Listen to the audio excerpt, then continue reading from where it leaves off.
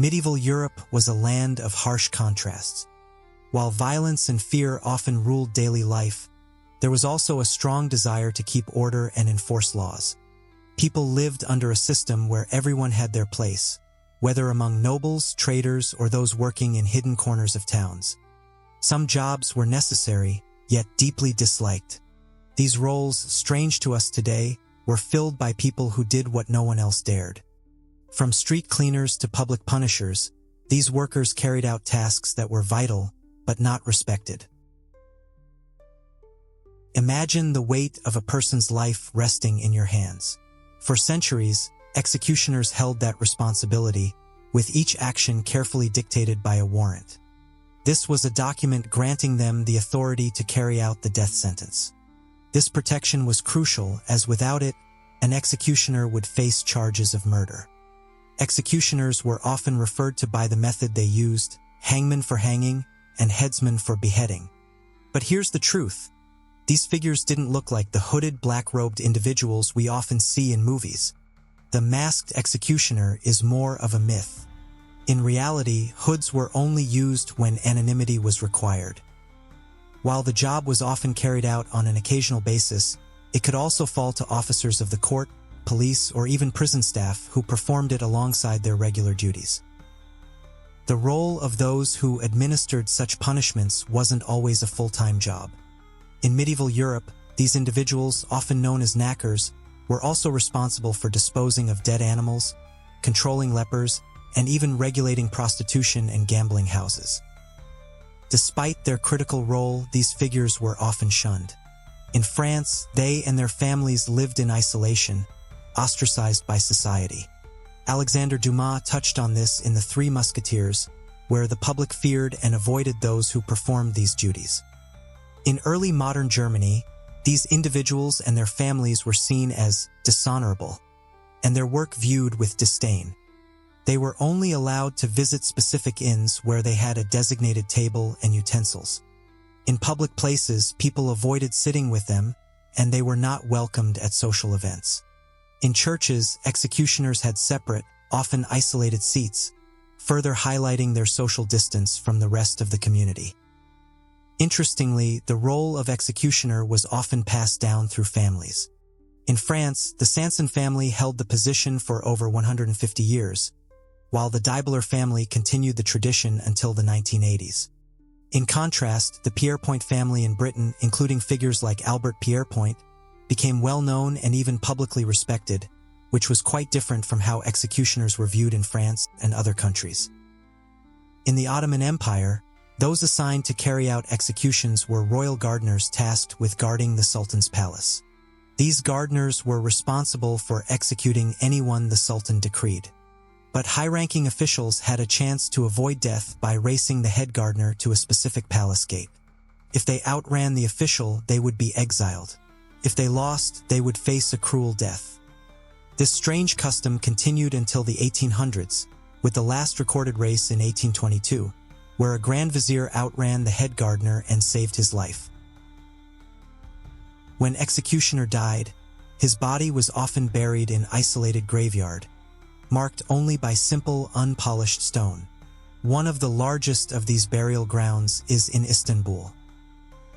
In Ireland, there's the fascinating story of Lady Betty, who became infamous as the county's hangwoman. She was given the role after offering to take on the task in exchange for her own life being spared. This rare exception made her one of the few women to hold such a position. Powerful and unexpected shift in the traditionally male-dominated role. Building upon the brutal and often thankless work of executioners, there were other unsung professions in medieval and early modern society that shared the same social stigma. One such profession was that of the gong farmer, a job that most people would find difficult to even contemplate. In England, a gong farmer's role was to remove human excrement from cesspits and privies. The term gong referred both to the privy itself and the waste it contained. Due to the unclean nature of the work, gong farmers were typically restricted to working at night, which led to their alternative title of nightmen. This allowed them to do their distasteful task without the scrutiny of the public eye. The waste they collected was called night soil, and it had to be disposed of outside of town boundaries, often dumped at designated sites or used as fertilizer on fields. As cities grew and developed, more sophisticated sewage systems started to emerge, but for centuries, the gong farmer's job remained essential. The job was particularly taxing due to the foul odors and the risk of asphyxiation from the gases emitted by the decomposing waste in the cesspits. But despite these hardships, a gong farmer could earn a decent wage for the time. In fact, a gong farmer working at Hampton Court during Queen Elizabeth I's reign was paid 6 pence a day, a considerable amount, though still far from the safety and comfort of other professions. Working conditions were far from glamorous. These men worked long hours, often submerged in excrement, digging out waste by hand and removing it in large barrels. They would hire young boys to help lift the waste out of the pits and transport it in carts. The cesspits they emptied were often located in confined spaces under homes or in backyards, and sometimes the very structure of the pit could collapse, posing further dangers to those working within. It wasn't uncommon for the pit's ceiling to rot, as it was exposed to constant moisture and waste. One tragic incident in 1326 involved a gong farmer named Richard the Raker, who fell into a pit with a rotten ceiling and tragically drowned while collecting waste. Despite these tragic accidents, there was a strong demand for their services. The contents of the cesspits, once removed, were transported to lay stalls on the edges of towns or to dumps along the banks of rivers. In London, for instance, human waste was often taken to places like Dung Wharf, which was later redeveloped into a theater. Also, improper disposal of waste could result in harsh punishment. One gong farmer was so reckless in disposing of waste that he was forced to stand in one of his own cart, filled to the brim with excrement as a public punishment.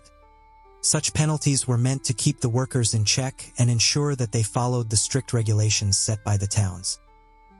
Gong farming was an essential service in a world without modern sanitation systems.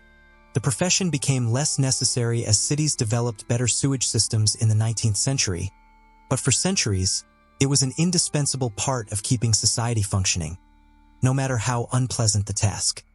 In the end, despite the relatively high pay for this line of work, gong farmers were viewed with distaste and were often avoided by their fellow citizens. Following the hazardous and often unpleasant work of gong farmers, there was another critical yet dangerous profession in medieval Europe. Miners, especially in regions like Saxony and Bohemia, were vital to Europe's economy by extracting precious metals such as silver, gold, copper, and iron. These metals were crucial for trade, minting coins, and supporting military campaigns. In the 12th and 13th centuries, the silver mines in places like Kutna Hora in Bohemia, supplying much-needed silver for coinage, especially the Prague groschen, which circulated across Europe. Miners used rudimentary tools like picks and hammers to dig narrow tunnels into the earth, often working in total darkness, lit only by the dim glow of torches. The physical demands of this labor were immense, and the work often took place in cramped, poorly ventilated spaces, making it even more perilous. Flooding was a constant threat in many mining regions, including the Tyrol region in the Alps of northern Italy and western Austria, where underground rivers could quickly overwhelm the tunnels, leading to the drowning of miners and the collapse of valuable shafts. Cave-ins were another common danger, and miners often lost their lives in these collapses. Additionally, exposure to harmful gases and dust contributed to chronic health conditions, particularly respiratory illnesses like silicosis. Mining towns that grew around these operations were often isolated and overcrowded. The miners themselves, many of whom were peasants bound by feudal obligations, lived in harsh conditions with little access to proper sanitation. Disease was rampant, further complicating their already difficult lives. All changes by the 16th century. Technological improvements, such as water-powered hammers and the use of gunpowder for blasting, began to make mining more efficient. However, the lives of miners remained perilous, and their work was essential to the growing economies of medieval Europe.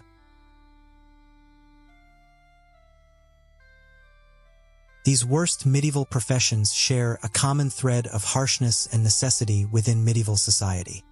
While the world has moved beyond many of these professions, their legacy offers a glimpse into the overlooked aspects of history, highlighting the often invisible workers who made civilization as we know it possible.